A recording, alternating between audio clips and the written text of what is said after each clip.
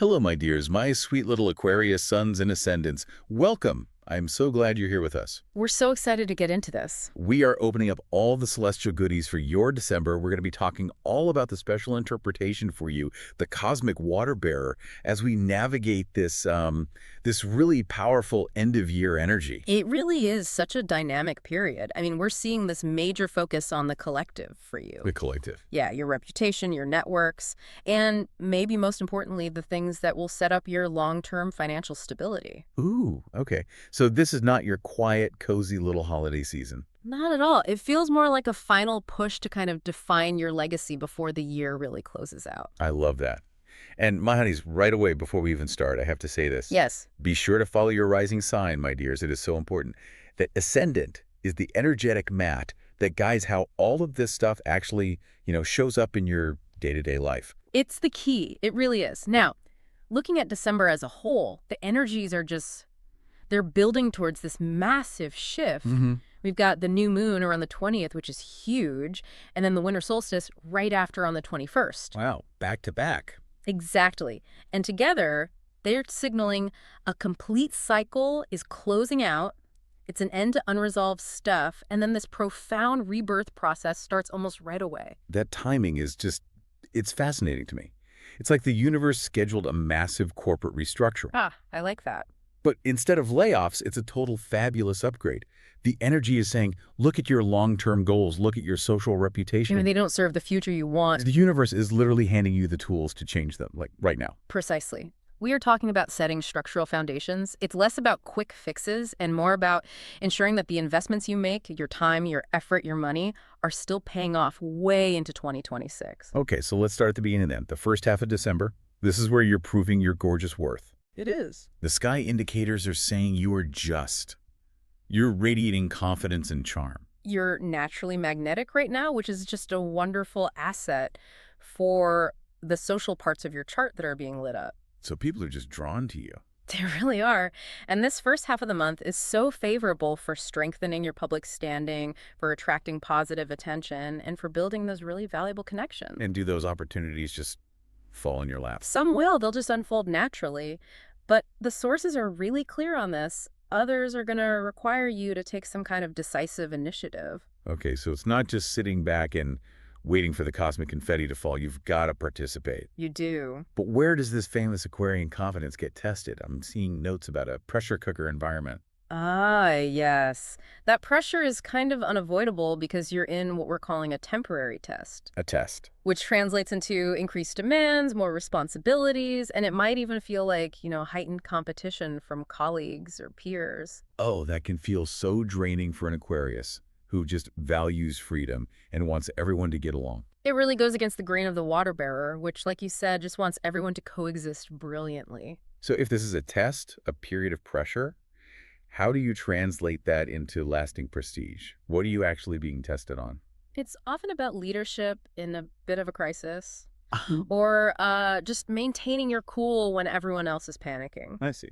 We're seeing that some hidden conflicts, maybe from work or even your friend group, might pop back up. A colleague might challenge your data, or a group might need that strong, objective voice of yours to just restore balance and move forward. Ah, so your job isn't just to fix the problem. No, it's to demonstrate how you fixed it. So you're not just succeeding, you're setting a public example of excellence. I get it. This period of pressure is temporary, but the prestige you get from it, if you navigate it well, is long-lasting. And it reflects positively on your financial security down the line. You can absolutely use this time to elevate your standing. Think of it as the cosmos asking you to put your brilliant, innovative ideas into a structure that the establishment can actually recognize and reward. Exactly. Blending your futuristic vision with some real-world execution. Speaking of the real world, let's talk about money, honey. Our sources say finances might feel a little complicated right now. Yeah, patience is needed. For many of you, there might be this sort of subtle ongoing pressure on shared resources, or maybe a big debt that feels like it's taking forever to resolve. So no quick wins here. No, the energy favors structural consolidation. Now, expenses are likely to go up, and this is a key takeaway. But those costs have to be seen as useful investments. Conscious, purposeful spending. That's the golden rule. Yeah. No impulse buys, my dears, especially on things that feel fleeting. Right. If you're spending, it should be on assets, education, or maybe quality time with loved ones that really reinforces your foundation. And the advice gets really specific here, doesn't it? It does. You need to actively avoid conflicts that could cause financial losses. Steer clear of risky actions that could destabilize things. The energy is a bit volatile around contracts. So what does that mean practically? Read the fine print. Meticulously, be aware of vague agreements and definitely delay any decisions on highly speculative ventures. Okay, that brings up a good question. You mentioned strengthening contacts that contribute to prosperity. What kind of contacts are we talking about? High-profile people. It's more about the latter. In line with that stabilizing energy, you want to look for contacts linked to established, larger institutions. Like corporations or government. Exactly. Or even highly respected nonprofits.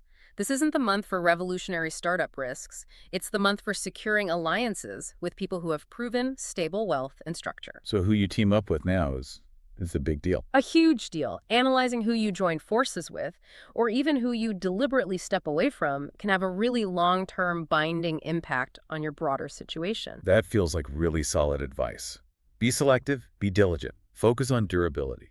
Exactly. And all the stabilization work is what prepares you for the real cosmic drama that peaks mid-month. Okay, here's where it gets really juicy. The new moon on December 20th. This sets the stage for major resolutions. It's a big one. It's happening at 28 degrees Sagittarius. And why does that specific degree matter so much for our Aquarius listeners? That's a great question. For Aquarius and Ascendant Aquarius, that new moon is lighting up your 11th house. The house of community, networks, hopes, and dreams. Right. And when a lunation happens at a late degree, like 28, it usually forces a completion or resolution of long-standing issues in that house. So it's not just a new beginning. It's a necessary ending that allows for the new beginning. Precisely.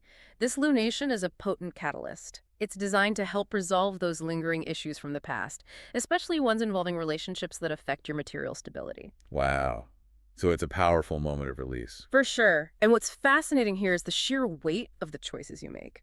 The sources are highlighting that the strategy you pick right now around this lunation sets outcomes in motion that won't fully play out until January of 2026. 2 years from now. Why such a long-term impact? Well, this new moon is part of a much larger cycle. It's tying into long-term relational and financial patterns. For you, this decision in your 11th house, who stays, who goes, what long-term goal you commit to, is essentially locking in the framework for the next 2 years. So this is a foundational commitment. You should treat it as highly significant. Absolutely. So emotionally, this new cycle is demanding authenticity. You're going to crave depth and meaning, and only connections that feel real will satisfy you. And that's the cutting edge. You're being pushed to create space in that precious network of yours. It's time to do some energetic weeding. It's a crucial time to distance yourself from people who negatively affect your resources or just your overall well-being. And this isn't just about money, it's about energy flow. Right. If conflicts or agreements or even certain friendships are too draining, too toxic, or just not worth the cost, the universe is giving you clear permission to end them. I appreciate that clarity. It's not about being harsh. It's about being authentic to your own energy. And that leads us to the bigger picture. Let's zoom out and look at the celestial archetypes framing this, because this isn't just practical, it's deeply spiritual. Okay. The sky energies are strongly connected to the healing of Chiron and something called the Eros principle. Okay, what is Eros? Can you break that down for us? It's pretty simple, actually. Eros is just life force energy. It's passion, desire, vitality. It's the cosmic opposite of Thanatos, the death urge or that tendency to withdraw. So for an intellectual sign like Aquarius, Thanatos could show up as like mental exhaustion or cynicism. Exactly. Feeling disconnected from the world you want to change. But the beautiful part is the connection with Chiron, the wounded healer. So this whole period is an invitation to heal old wounds. Yeah. Wounds related to feeling, excluded or unappreciated within your community. Precisely. It's about falling back in love with life itself. But there's a tension. Attention. Yeah, the new moon is getting squared by Saturn and Neptune. Saturn wants structure, Neptune dissolves illusions. So there's this hard reality check coming. Ugh, the bubble popping. That always hurts. It does. That's the deflation. That moment you realize a relationship or a goal was built on sand. But here's the golden lining, my nice-hearted listener. What might feel like disappointment is actually the fuel. That's the key. The clearing of the illusion is what revitalizes your inner passion, your arrows. The universe is saying, stop wasting vitality on what's fake and direct it toward what is real. I love that. So this revitalization pulls you out of that intellectual slump. And it leads directly to reenchantment with your life, with your goals. And then we just slide right into the winter solstice on the 21st when the light is officially reborn. Yes. For Aquarius, the solstice usually activates the very private 12th house. It's a time for quiet retreat, reflection, integration. So this is the moment to quiet down. Clear some space. Maybe literally clean out a few drawers. Reorganize that digital clutter that's been weighing on you. And plant the seeds of intention for the next season. And the 12th house is about meditating on past victories, Right. not failures. Yes, that's so important. Focus on what worked, what shifted for you this year, and plant those successes as the seeds for what comes next. Don't let the negative voices diminish the progress you've made. It's a vital period of rest and regeneration for that brilliant Aquarian mind, and it sets you up for a burst of innovative thinking in the new year. So, my dear Aquarius, here is the final cosmic word as you navigate this intense, transformative month. Go on. The celestial winds are telling you to trust your unique, often eccentric vision, my nasty birds. That pressure you feel is the universe testing your invention, not your worth. That's beautiful. Keep that inventive fire lit and watch the future you've dreamed of stabilize, one ingenious strategic step at a time. The pressure is temporary. The prestige you build now is not. Focus on those genuine, lasting connections. Make smart financial moves.